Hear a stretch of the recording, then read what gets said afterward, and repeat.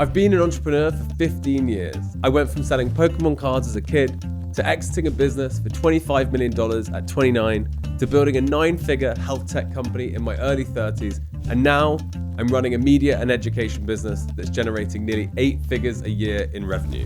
In each business I've been in, I have used almost exactly the same 15 basic strategies to help me find customers, keep customers, and grow my businesses rapidly. These strategies honestly cost nothing. Anyone can do them. They compound over time, and I'm going to walk you through exactly how to do them right now. So point 1 is to send highly personalized DMs. Now, writing genuinely thoughtful, well-researched DMs will break through the bullshit that most people receive. Too many people are playing the wrong game and focusing on outbound quantity instead of quality. Like when I was in my 20s, this was one of my main sales strategies. I would send 10 a day, which may not sound like a lot, but over a year, that's about 1,000 messages. Many were ignored, but many led to some of the largest business opportunities I've ever had in my life. And the key part for me was spending around 15 to 20 minutes researching everything about that person, trying to specifically figure out what things they care about and how I could merge myself into that conversation. Now, this doesn't cost any money and anyone can do it. And nowadays, obviously AI makes this so much easier, but it also makes people send so much nonsense. And so focus on the quality. Like if you're sending me a cold DM and it's not relevant to me, I'm gonna completely ignore it. Number 2 is what I call the next 5 mentors list. So when I first started my business, I would intentionally track down 5 people who were about 2 years ahead of me and make it my sole goal to get on their radar.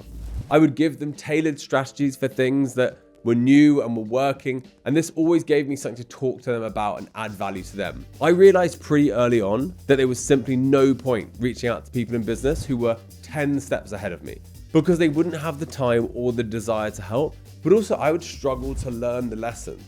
But people who are 2 steps ahead of me, I could work my way up, I could learn from them, and I could use what I learned to grow my business. Number 3 is the comment DM value approach. This is the strategy you want for point 2 in this video and is the actual way to get on people's radars. So the first thing that I did was comment. I would always find a post on someone's page that had naturally flopped or done poorly, or it was a sales post or a promotion and so didn't get much lift. And I would comment something super genuinely thoughtful and valuable. And automatically this made me stand out from the crowd because other people were commenting on the popular posts, whereas I was commenting on the posts that were struggling and therefore giving them lift and helping that person. I would then DM something of value to that person, and this could be tailored to them, could be strategic, a recommendation, but it's like I'm trying to add value to that person the whole time. So whatever it was, I made sure that they got value, they recognized it was me, and they saw that I was adding value to their public profile. Number 4 is treat every single call like it is a call that will change your life. It's so easy to put no effort into things when you turn up to them. We have so much on in our days. It's easy to have super low energy, especially if you've been busy at work all day and you've had loads of meetings and loads of calls. But this is where everyone's going wrong. In fact, this is a rule that I have been applying for years and years. And around this time last year, I had a quick intro call that I honestly didn't think was going to go anywhere. I was sort of like, oh, do I have to have this call? But I turned up with energy. I turned up as if it was a hugely important call. Then what happened off the back of the call blew my mind.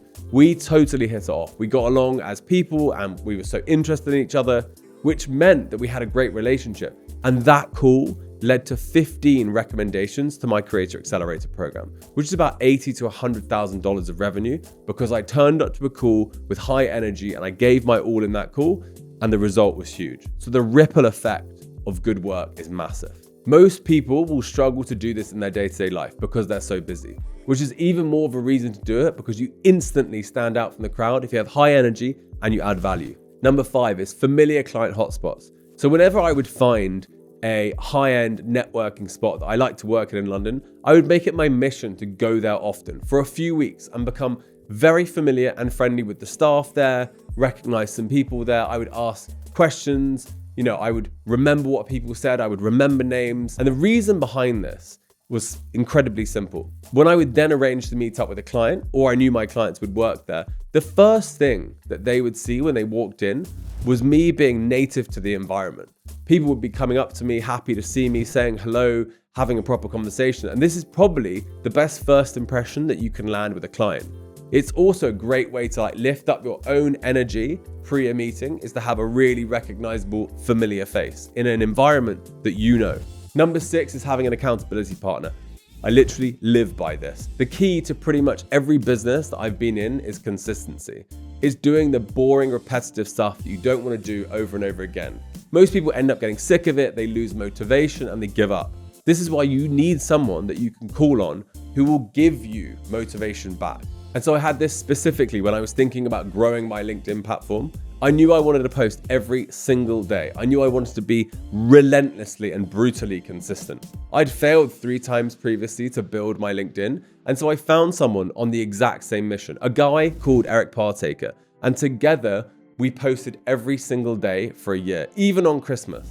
And when one of us felt demotivated and annoyed, the other would chime in and help get it done. And this led to 2 people who were ordinary entrepreneurs becoming the 2 most followed people on LinkedIn in the world. Number 7 is pay deep attention to the details. For example, let's say you're sending an email. Nowadays, everyone is using AI to help them write emails at speed. And although this is great, and I'm all for that, it completely removes any personality or interest from a message. And therefore, you're going to struggle to stand out. What I do now for all important emails is I read them out aloud 2 to 3 times to make sure that everything makes sense and creates the right tone. I will then send it to someone in my team so they can look at it with fresh eyes, and I will ask them to be as ruthless as possible. I want to make sure that the emails that matter, the highest quality work is going out, and that counts for everything I'm doing. I'm all for automation and delegation, but the key is if I'm creating something good, I want the subject line to be a hook. I want it to spark curiosity. I want the email itself to deliver value to the person. I want them to walk away being like, that was really useful. I don't want it to come across as some GBT-ism and some AI message. I want it to feel like it stands out from the crowd. Number 8 is introduce 3 people a week without expecting anything in return. The best thing about doing this is that it doesn't take very long and anyone can actually do it. I have a friend who runs a really successful marketing agency business, and he is a complete master of this. So much so that most of his clients would say one of the reasons that they stayed with his agency for so long is that they feel like they are just part of his ecosystem. He is continuously introducing people. And in the early stages of my career, one of the KPIs I set myself was, can I meet 50 new people a month? And can I make 1 introduction every single day? And I've been doing that for years and years, and the compound effect of introducing people and being seen as a connector is absolutely enormous. A very basic way of helping people is saying, hey, I know that you do this and you do this. It might be worth a catch up at some point. This is what you could talk about. Let me know if it was a successful introduction. That's it. That's the value. Number 9 is to put yourself in all the right rooms. When I started out building my luxury marketing agency in my 20s, I needed to find places that I could naturally network with potential clients and people who were 10 steps ahead of me. But at the time, I had no money, I had no connections, and I was never invited to any good events. Instead, I would actually genuinely try and hang out at the premium hotels in London, for example, in the Goring Hotel or Claridge's or whatever. And this is typically where a lot of high-end business people would actually have meetings. And so for me, it was like an interesting place to observe people doing big business, but also if I could take clients there, people could get used to the experience of me being there. I could get used to the experience of being there. And it actually became a bit of a hotspot. And in fact, I actually met one of our biggest clients, NetJets, at Claridge's. So I was having a meeting with a client, Sunseeker Yachts, and the CEO of NetJets was walking by, said hello to my client from Sunseeker, and this sparked a conversation. I ended up being part of that conversation, and the NetJets deal for Verb ended up being hundreds of thousands of dollars. This is something that anyone can do. And if you're clever like I was when I was a 20-year-old hustler, I was looking at all the best events in all the top hotels. And so many times I wasn't invited, but I would go to, the luxury event in aviation or the luxury event in automotive. And I would just try my absolute luck to get in the room. And the amount of times, it's actually quite easy to get in the room if you look the part. Number 10 is spend 10 minutes visualizing the best version of you and the best meeting before anything you do. This may sound a bit woo-woo, but it's honestly been proven that the world's greatest athletes are people who do visualization. So I would do this before any key client call. I would say to myself, how is this meeting gonna go? How can I plan out how this meeting is gonna go? What's the best outcome in this meeting? How can I get us closer to that outcome? And it's not hard at all. You wanna find a quiet space, you wanna close your eyes, and you wanna picture the best version of yourself delivering that meeting. And honestly, it works wonders, it's scientifically proven, and there's no awkwardness to it. You're doing it on your own in preparation for the meeting. Number 11 is always closing the loop after meetings. So when you're in a meeting, energy is often incredibly high. You may steer away from topics a bit, and that's completely fine. But after the meeting, I would always make sure that I spent 20 minutes delivering an incredibly thorough, useful follow-up. So the 3-step follow-up formula that I used that worked every single time and time again, was thank you, summarize, and next step. So you want to thank them for the meeting, especially if they're like, further ahead than you. Mention something specific that you really appreciated and a bit of advice you took away, and then what was discussed in really clean action points that help that person understand how they can interface with you. And this not only shows that you care a lot about the people in the meeting, but it guarantees that their action does align what you want to get out of the meeting. Number 12 is praise in public. Whenever someone has done a good piece of work or has done you a favor or has supported someone else, make sure that you praise that person publicly.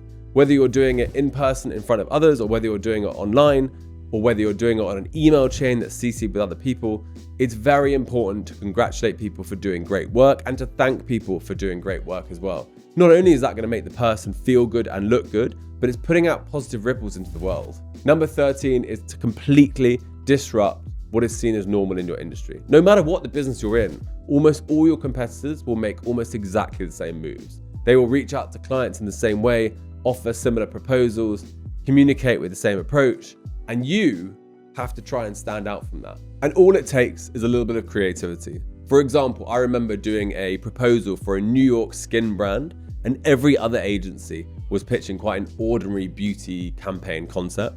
Whereas I suggested that we did a huge pop-up in New York where we got a photographer to shoot 1,000 people's skin and then merge those skin into one large face that could be our campaign to raise awareness for the different skin concerns. They accepted it. They thought it was crazy. They accepted it. And the whole campaign netted me $250,000 when I was 25 years old. So when you focus on completely disrupting people's regular patterns, it will make you 100 times more memorable. And think about it. You're walking down the street and everyone looks the same, and then you see one person dressed in bright green. That person's the person that's going to stand out to you. So just think to yourself, how can you as an entrepreneur, how can you as a business, how can you in a proposal or pitch situation or in a marketing campaign stand out from the crowd? Number 14 is the last person in the room. This is another one that will make you stand out from everyone. Pretty much all events, panels, or networking groups will start at a specific time and finish at a specific time. Around 90% of people will follow these rules. The 10% who don't, however, will genuinely be the ones who benefit the most from whatever is happening. Again, when I was first starting out, this was the fastest way that I could make genuine connections with people who were a few steps ahead of me. I would stay later, position myself in the right areas, and simply just wait for the people who usually hard to reach, who have had a few drinks, are chilling and networking, and this landed me countless business opportunities and even formed some genuine friendships and mentorships that I could never have dreamed of meeting just online. And my favorite part about this is that you don't actually lose anything from doing it. Sometimes it won't work, but sometimes you might end up having a beer with someone who's 10 steps ahead of you, and you can actually form that genuine relationship. And finally, point 15 is to lean into what makes you different. It doesn't matter necessarily what it is. It just needs to be distinguishable from everyone else. I think this is so evident when it comes to social media as well. So when you think about Alex Hormozy, you immediately think of someone who's wearing a tank top, shorts, and might have a nose strip on. So even from a personal perspective, you may see this in your friends and in your personal life. You may have a friend who is like the running guy, or the friend who like always wears a hat. And the reason this is really powerful in the context of marketing and business is it's another thing that people can recall, another thing you can stand out on, which is exactly what you need in your business when you're competing with so many people. They forget your name, they might remember you by being the guy who was wearing a bow tie. It just makes it so much easier for you to stay top of mind. These are the exact 15 steps that I've used throughout my career to build my businesses. They have allowed me to get ahead of competitors, build relationships way faster, and keep customers for a much longer period of time. Pretty much all of these you can do for free, and they do not require a lot of time or effort. But the impact they create will honestly change your life and your business forever. So if you've enjoyed this content, please give it a like and a comment and subscribe to the channel. I appreciate you enormously. So please check out my other videos on how to build businesses and how to create content.